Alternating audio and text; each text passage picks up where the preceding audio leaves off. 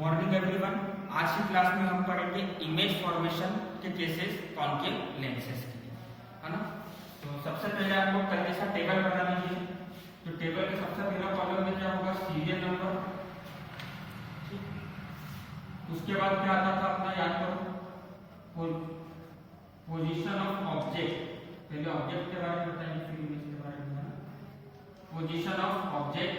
अब हम इमेज के बारे में बताना चालू करेंगे। तो सबसे पहले हम लिखेंगे इमेज की पोजीशन कहां पर है, means position of image.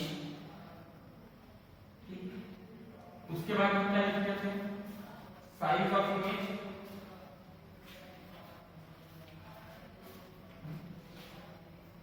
Size of image. और लास्ट वाले कॉलम में क्या था, नेचर ऑफ इमेज। नेचर में आपको यह बताना है कि इमेज रियल और इन्वर्टेड है कि वर्चुअल और इमेज। तो सबसे पहले हम कॉन्केव लेंस का केस कंसीडर कर रहे हैं, जिसमें आपका ऑब्जेक्ट कहां रखा होगा, इंफिनिटी पर। तो कॉन्केव लेंस ऐसा होगा ना, दो कॉन्केव सरफेस के ऊपर ग्लास का प्लेट रख दिया, क्या बना दिया, ट्रांसपेरेंट मीडिया, जिसको हमने कॉन्केव लेंस। इस लेंस का जो सेंटर होगा उसको कौन सा सेंटर बोलेंगे हम,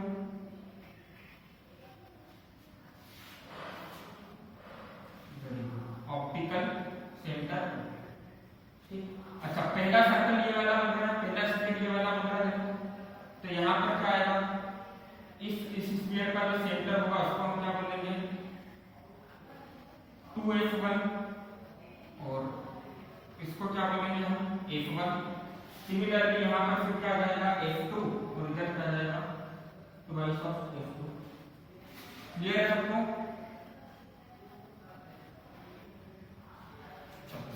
तो पोजीशन ऑफ ऑब्जेक्ट हमने क्या लिखी, एट इंफिनिटी।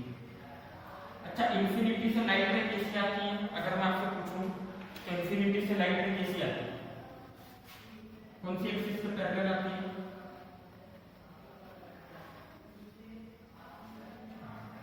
तो इंफिनिटी से जब भी लाइट रे आएगी किसके पैरेलल आएगी, प्रिंसिपल एक्सिस से पैरेलल आएगी। ये प्रिंसिपल एक्सिस के पैरेलल लाइट है। आफ्टर रिफ्लेक्शन, जैसे ये लेंस में जाएगी इसका रिफ्लेक्शन होगा, और ये क्या चेंज करेगी, अपना पाथ चेंज करेगी। आफ्टर रिफ्लेक्शन जो इसका पाथ होगा वो क्या हो जाएगा, चेंज कर दो।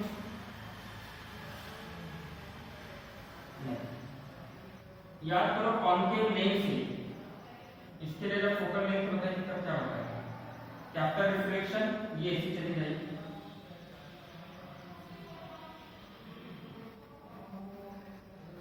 तो एक चीज बताओ, इधर की तरफ ये दूसरे को कट कर रही है क्या,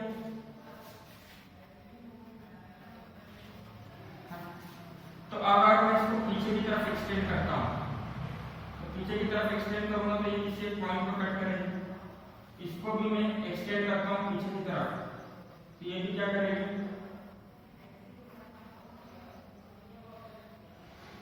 एक पॉइंट को कट एक्सटेंड करने पर क्या करेगी, पीछे की तरफ बढ़ाने पर क्या करेगी, एक दूसरे को कट कर देंगे। मतलब यहाँ पर क्या बन रही है, इमेज, और इसी पॉइंट को हम क्या बोलते हैं, फर्स्ट प्रिंसिपल फोकस। याद करो अपन ने लिखा था कि कॉन्केव लेंस का जो फोकस होता है, फोकल लेंथ होती है, वो क्या होती है, नेगेटिव होती है। क्यों, क्योंकि ये हमारा ऑलरेडी तो ग्राफ इधर की तरफ पॉजिटिव और इधर की तरफ नेगेटिव, है ना। तो f1 क्या होता था, फर्स्ट प्रिंसिपल फोकस। तो जब भी लाइट रे प्रिंसिपल एक्सिस के पैरेलल आएगी तो आफ्टर रिफ्लेक्शन हमको क्या लगेगा कि ये दोनों लाइटें कहां से बन रही है, कहां से बन रही है, दोनों लाइटें देखने में कैसा लग रहा है,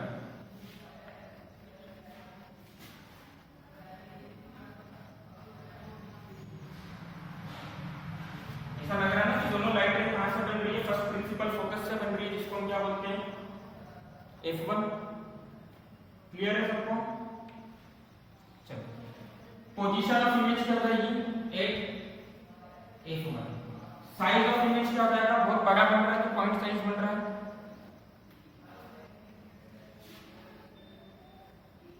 तो साइज ऑफ इमेज हो जाएगा point size. Nature of image क्या होगा, कौन बताएगा इमेज का नेचर, रियल और इन्वर्टेड की वर्चुअल और इरेक्ट। वेरी इमेज कैसी बन रही है आपकी, virtual and erect. Okay, note कर लो डायग्राम।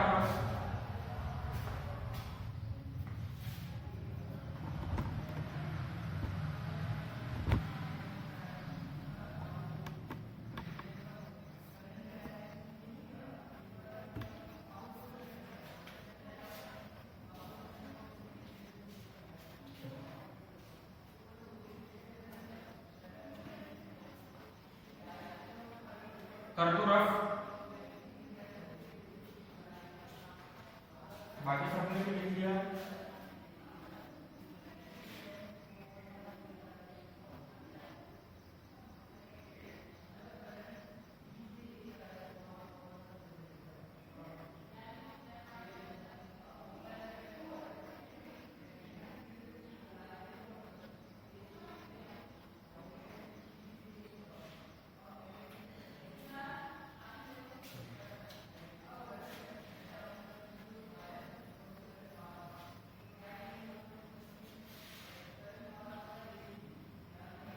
अब सेकंड केस क्या हो जाएगा कि हमने ऑब्जेक्ट को लेफ्ट की तरफ शिफ्ट करा,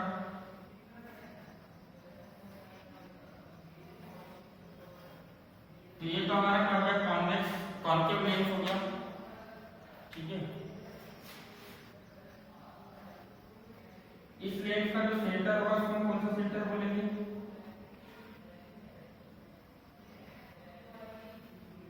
ऑप्टिकल सेंटर।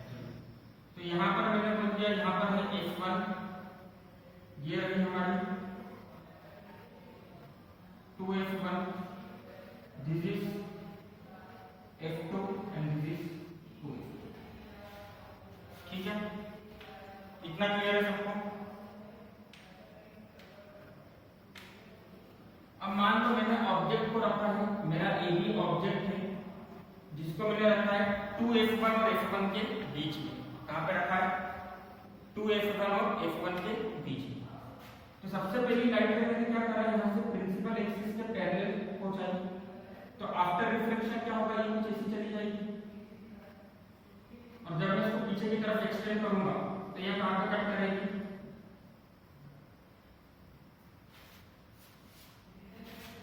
कहां पे कट करेगी, f1। अब एक लाइट को मैंने क्या करा, ऑप्टिकल सेंटर से खींच दिया। कहां से खींच दिया,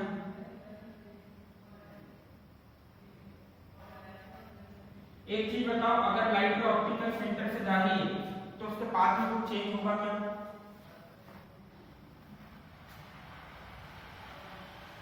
मतलब लाइट सीधे सीधे पास हो जाएगी रिफ्लेक्शन के बाद।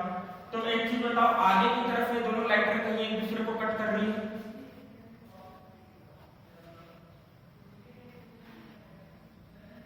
कट कर रही है क्या, इस डायरेक्शन में रिफ्लेक्टेड रे कट कर रही है, ये रिफ्लेक्टेड रे और ये भी रिफ्लेक्टेड रे एक दूसरे को इस डायरेक्शन में इधर की तरफ कट कर रही है क्या, नहीं कर रही। तो देखो इस वाली रिफ्लेक्टेड रे को हम पीछे लेकर आए तो यहाँ पर आएगी, और ये वाली रिफ्लेक्टेड रे को मैं पीछे लाऊंगा तो कहां पे कट करेगी, एक दूसरे को इस पॉइंट पर। मतलब ये कौन सा पॉइंट हो गया मेरा, a डैश, और इसका परपेंडिकुलर क्या हो जाएगा, b डैश। तो ये बन गई हमारी इमेज और ये रहा हमारा ऑब्जेक्ट। तो एक चीज बताओ, पोजीशन ऑफ इमेज क्या हो गई, between 2f1 and f1। Position of object हो गई between 2f1 and f1। Position of image क्या हो जाएगी बताओ,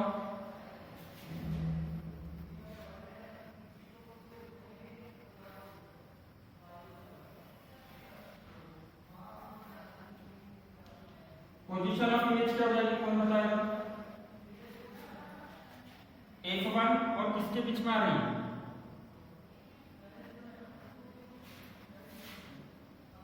very between f1 and optical centre. Size of image क्या है, ऑब्जेक्ट के साइज से बड़ा है कि छोटा है,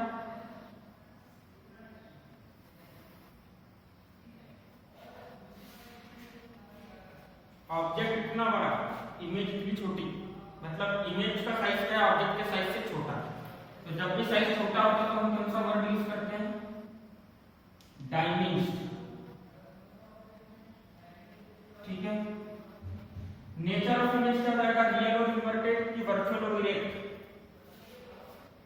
देखो रियल और इन्वर्टेड नहीं होगा, क्यों, क्योंकि जब इंसिडेंट रे यहां से गई तो रिफ्लेक्टेड रे ये चली गई इधर, ये तो सीधे की सीधे पास होगी, मतलब एक्चुअल में दोनों रिफ्लेक्टेड रे एक दूसरे को कट नहीं कर रही थी। इस वाली रिफ्लेक्टेड रे को मैंने इसे पीछे पीछे लाया तो ये यहां पर है, इस वाली रिफ्लेक्टेड रे को अगर मैं पीछे लाऊं तो ये अपना खुद का पाथ फॉलो करेगी, मतलब दोनों रिफ्लेक्टेड रे एक्चुअल में कट नहीं कर रही, हम मान रहे हैं कि कट कर रही है। दूसरी चीज, रियल इमेज हमेशा उल्टी बनती है, यहां पर इमेज उल्टी बनी क्या,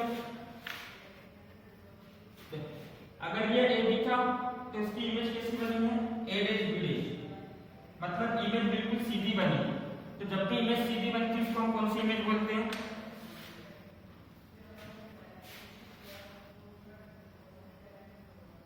वर्चुअल इमेज। वर्चुअल इमेज हमेशा कैसी होती है, सीधी, तो हम लिखेंगे वर्चुअल एंड। समझ गए सब,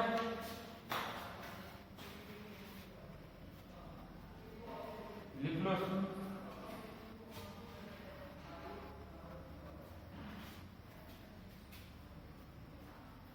लिख लिया सबने,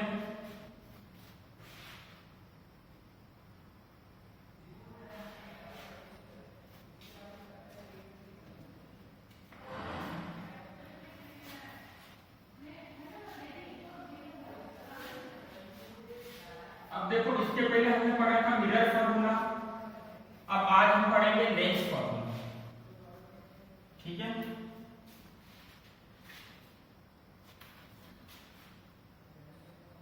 लेंस फॉर्मूला। तो जैसे हमने मिरर फॉर्मूला की डेफिनेशन लिखी थी, वैसे सबसे पहले लेंस फॉर्मूला की डेफिनेशन लिख देते हैं। तो लेंस फॉर्मूला क्या होता है, it is a relation between focal length of lens, distance of object, and it is a relationship between focal length, distance of object and distance of image. Distance of image from optical center, मतलब distance जो कि हम major करेंगे, कहां से major करेंगे,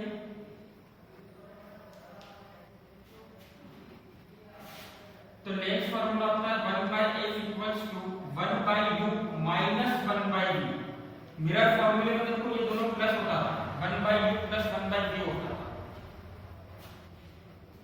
क्या हो गया,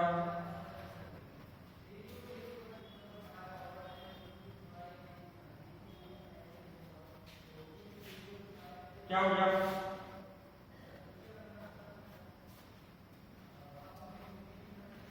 ऑडियो क्लियर है सबको, देखो इसको करेक्ट करो। ये बेसिकली क्या होता है, 1/f = 1/v minus 1/u, v और u का ध्यान रखना, जिसमें v क्या होगा, डिस्टेंस ऑफ इमेज को हम v से रिप्रेजेंट करेंगे, और u मतलब क्या होगा, डिस्टेंस ऑफ ऑब्जेक्ट। लिख लो,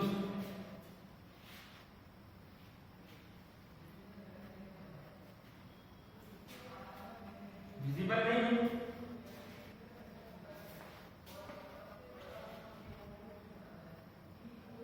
अब ठीक है,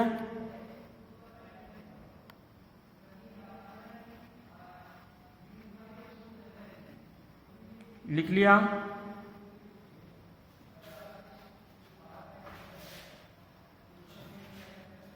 रफ करते हैं इसको जल्दी से, हम डेरिवेशन पर आते हैं।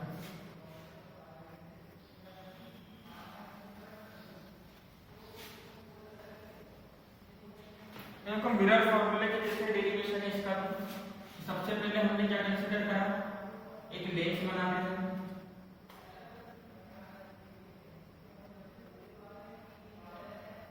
तो ये हमारा लेंस, कौन सा लेंस है, कॉन्केव या कॉन्वेक्स? कॉन्वेक्स। अच्छा, ये इस लेंस का क्या हो जाएगा, ऑप्टिकल सेंटर। ये हो जाएगा f1 और ये हो जाएगा 2f1। सिमिलरली ये हो जाएगा f2 और ये हो जाएगा 2f। अच्छा, अभी हमने क्या मान लिया कि हमारा ऑब्जेक्ट कहां पर रखा है, बिटवीन इंफिनिटी एंड 2f। तो ये हो गया a और ये हो गया b। तो एक चीज बताओ, कल हमने इमेज फॉर्मेशन के केसेस देखे थे, इस केस में इमेज कहां बनती है,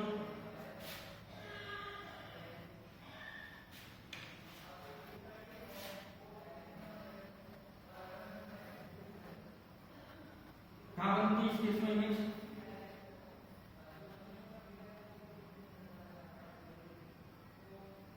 जब आपका ऑब्जेक्ट बिटवीन, नहीं वो तो इंफिनिटी वाला केस होता है, आपका ऑब्जेक्ट इसके बीच में इंफिनिटी और 2f1 के बीच में, तो इमेज कहां बनेगी,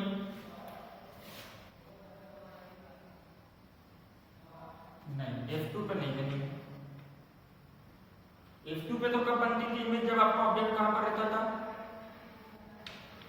इंफिनिटी। एक लाइट देखो हमने ऑप्टिकल सेंटर की डायरेक्शन में भेजा, आफ्टर रिफ्रैक्शन सेम बात फॉलो करा और इसने यहाँ पे काटा। मतलब देखो इमेज कहाँ बन रही है, अगर मैं इसको थोड़ा सा मैग्नीफाई करके बताऊं तो इमेज आपकी बनेगी बिटवीन f2 एंड 2f2। ठीक है,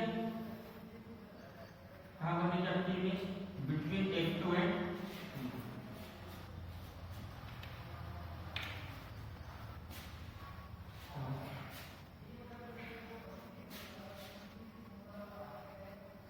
ये रहा आपका पॉइंट ए डैश और ये रहा आपका पॉइंट बी डैश। अब ऑप्टिकल सेंटर से सारी डिस्टेंस मेजर करनी है, तो एक चीज बताओ, ऑप्टिकल सेंटर से इमेज तक की डिस्टेंस को हम लिखते हैं v, तो ये प्लस का भी आएगा या माइनस का,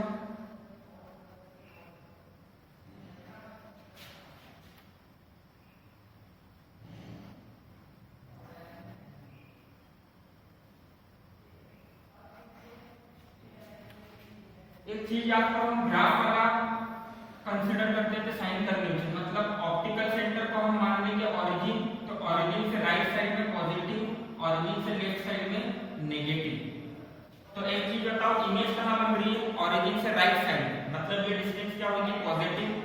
अच्छा, ऑब्जेक्ट कहां रखा है, राइट साइड में या लेफ्ट साइड में,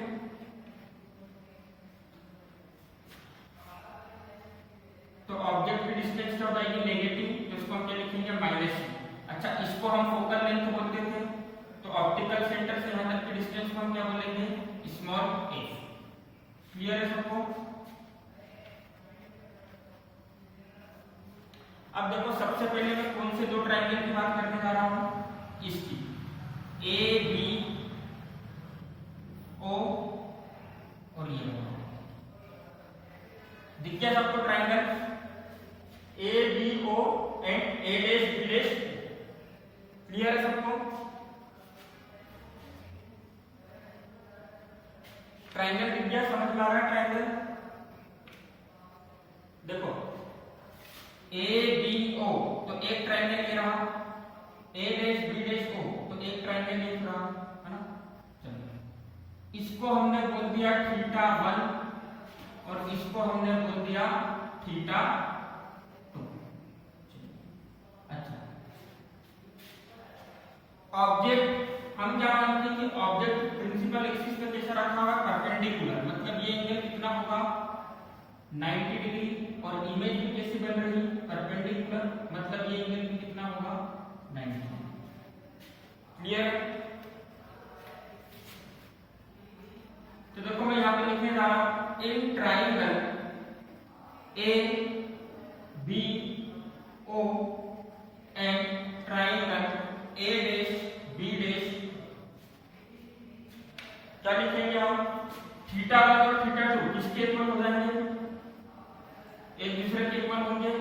प्रॉपर्टी से?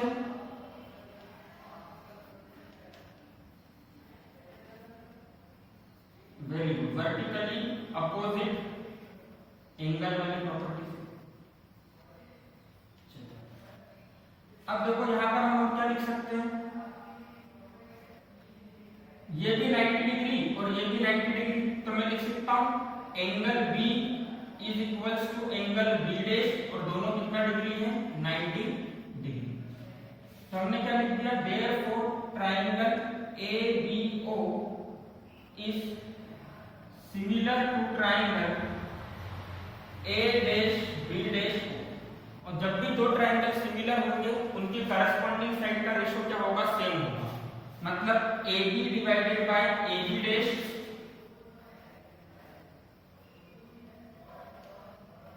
इसके इक्वल होगा OB divided by OB dash. Clear है सबको, समझ में आ गया क्या?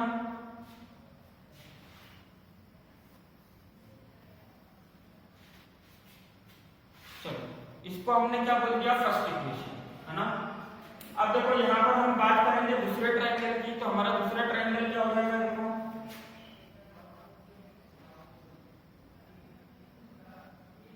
दिखा दूसरा ट्रायंगल क्या है, ये F2 पॉइंट है, तो मैं लिख सकता हूं, चलो इसको मैंने नाम दे दिया M, तो ये हो जाएगा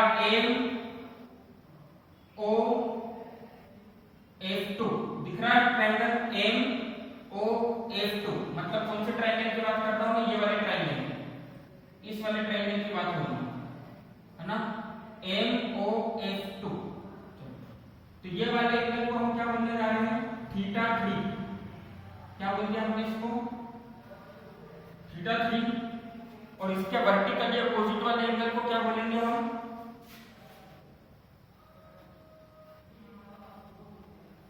θ4।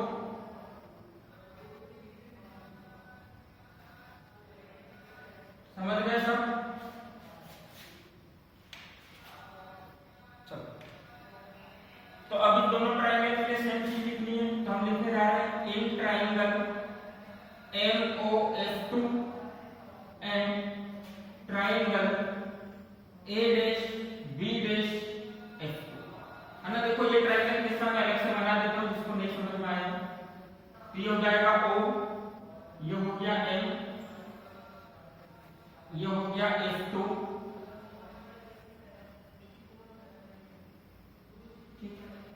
ये हो गया B डैश, और ये हो गया आपका A डैश। ऐसा ये ट्रायंगल्स देखो, अब समझ में आया। तो इसको हमने बोल दिया है θ3, इसको हमने बोल दिया है θ4, और ये दोनों एंगल है 90 डिग्री। तो हम क्या लिख सकते हैं इसके अंदर, θ3 equals to θ4 vertically opposite angle, ठीक। Angle O is equals to angle B dash, कितना डिग्री है, 90 डिग्री। तो हम क्या लिख सकते हैं, therefore triangle MOF2 is similar to triangle A dash B dash F2। और दो ट्रायंगल सिमिलर होंगे तो उनकी करस्पॉन्डिंग साइड का रेशियो क्या होगा, सेम। मतलब OA से डिवाइड करो A dash B dash को, तो किसके इक्वल मिलेगा, OF2 अपॉन OB डैश। इतना क्लियर है सबको? अब देखो यहां पर एक रेक्टेंगल बन रहा है, रेक्टेंगल क्या है, देखो ABOMA बन रहा है रेक्टेंगल। देखो मैं चौक चला रहा हूं इसके ऊपर, और अगर ये रेक्टेंगल है तो मैं बोल सकता हूं AB किसके इक्वल होगा, OM के। तो यहां से हम OM की जगह पर क्या लिखेंगे, AB, क्योंकि सबको पता है कि अगर ये रेक्टेंगल है तो अपोजिट साइड इक्वल होगी। मतलब OM अगर 5 सेंटीमीटर है तो AB भी कितना होगा, 5 सेंटीमीटर। तो हम यहाँ पर लिख सकते हैं AB upon A dash B dash equals to OF2 upon OB dash. इसको हमने क्या बोला, सेकेंड इक्वेशन। अच्छा, अगर इक्वेशन फर्स्ट और इक्वेशन सेकेंड को कंपेयर करूं तो दोनों में क्या चीज कॉमन आ रही है?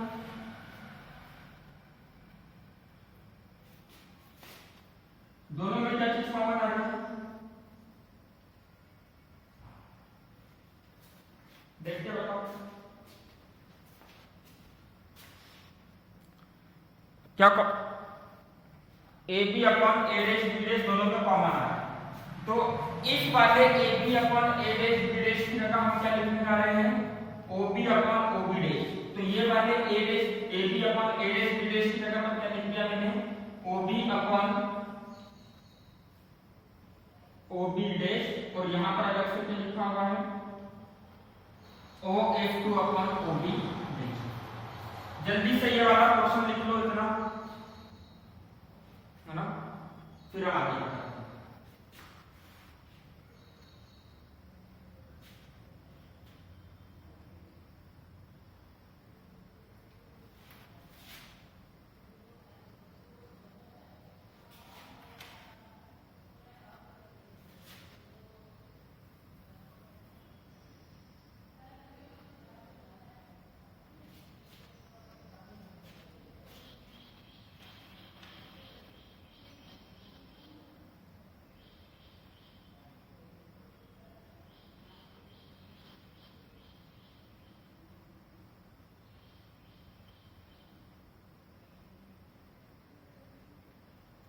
लिख लिया सबने?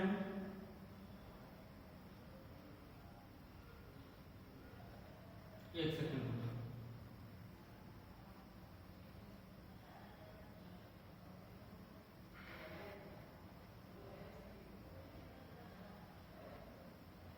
ए B upon A dash B dash equals to O B upon O B dash. ठीक है, चलो यहाँ पर हमने बाय डिस्टेंस ओ बी डैश लिखा है। देखो यहाँ पर करस्पॉन्डिंग साइड्स क्या थी? ये थी, है ना। तो O M upon A dash B dash इसके ऊपर हो जाएगा O F two upon B dash F two. तो इसको बस ठीक कर लो, बी डैश एफ टू, इतना लिख लो उसको, बी डैश।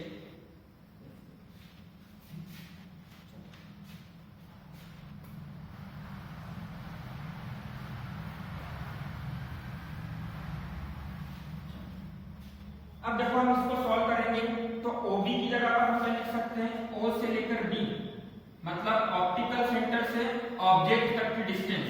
तो OB की जगह पर क्या लिख सकता हूं मैं? माइनस का U लिख सकता हूं। इस OB की जगह पर माइनस का U, ऑप्टिकल सेंटर से ऑब्जेक्ट तक की डिस्टेंस।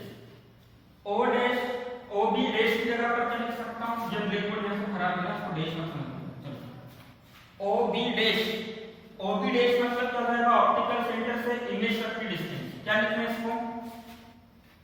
जल्दी बताओ, सब सामने ही आपके।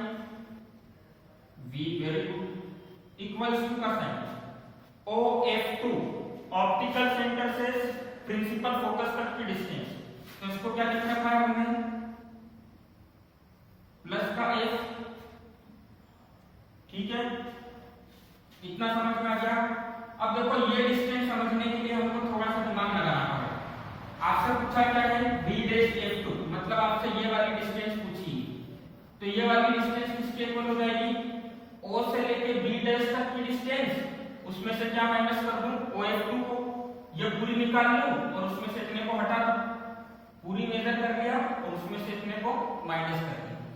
तो OB डैश माइनस OF2, इसकी डिस्टेंस क्या हो जाएगी? OB dash minus B dash F2 किसके इक्वल हो जाएगा? OB डैश में से OF2 को माइनस कर दो, तो हम लिख देते हैं यहाँ पर OB dash minus OF।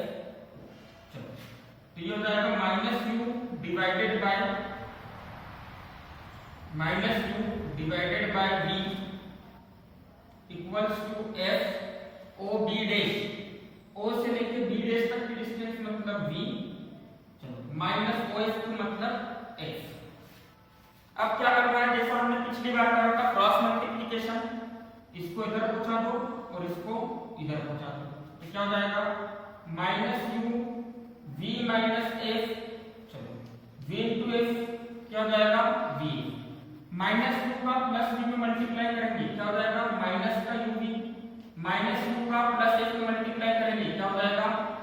Plus का यूएफ और यहां पर क्या मिल जाएगा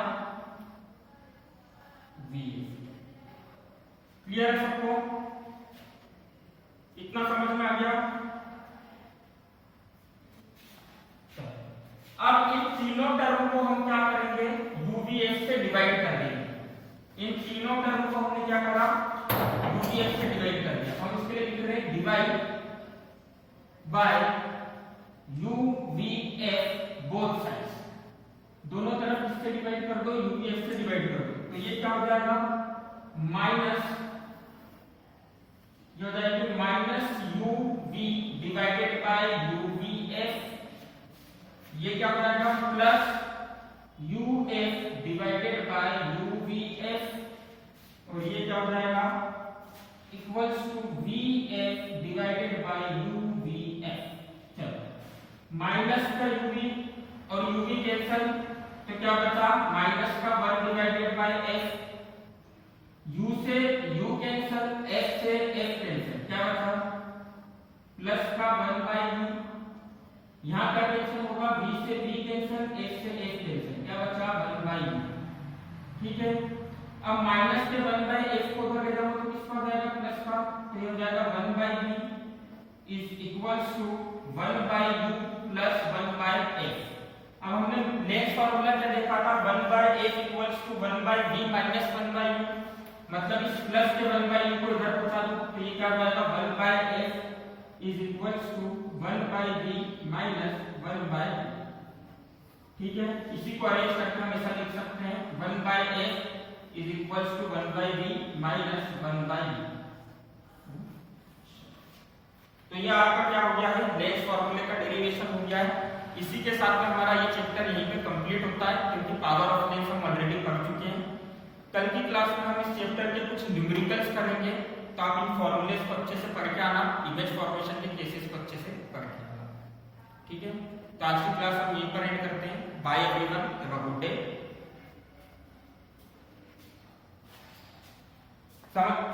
समझ में आ गया सबको लेंस फार्मूला?